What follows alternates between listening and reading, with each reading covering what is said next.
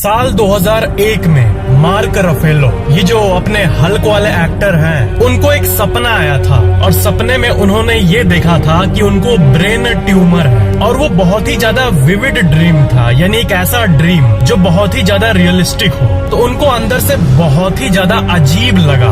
वो इसी ड्रीम के चलते, आप यकीन नहीं करोगे कि वो डॉक्टर के पास गए चेकअप कराने। फिर डॉक्टर ने MRI कराने को कहा और पता है क्या डिस्कवर हुआ? आपने गेस कर ही लिया होगा अभी तक। रफेलो को एक्चुअली में एक ब्रेन ट्यूमर था जो कि शुरुआती हो रहा था और जिसको निकालने की जरूरत थी। और फिर डॉक्टर जल्दी से उसका प्रोसीजर शुरू करते हैं और उस ट्यूमर को निकाल देते हैं, जिसके चलते उनका ब्रेन हेल्दी हो जाता है वापस से। लेकिन आप ये सोचो कि अगर वो नहीं जाते डॉक्टर के पास, इस ड्रीम को इग्नोर कर देते, तो शायद ही आज वो बचे होते, क्योंकि ये एक ऐसी चीज है जिसका कोई भी क्योर नहीं है। अगर इनिशियल स्टेज में डिटेक्ट हुआ तो ही सब कुछ अच्छा हो सकता है। तो एक्चुअली में ये देखो, यही होता है प्री कॉग्निटिव ड्रीम्स। इसके बारे में मैंने पहले ही आपको बताया है, लेकिन एक सेलिब्रिटी का ऐसा किस्सा जिसपे किसी को यकीन नहीं होता है, ये उनमें से एक है। ये रियली में अनबिलीवेबल है। अब इसका मतलब ये नहीं कि जो भी नेगेटिव ड्रीम्स हमें आते हैं वो सब हमें कुछ न कुछ कहते हैं, ऐसा भी नहीं है। एक्चुअली में ये कोइंसिडेंस भी हो सकता है, क्योंकि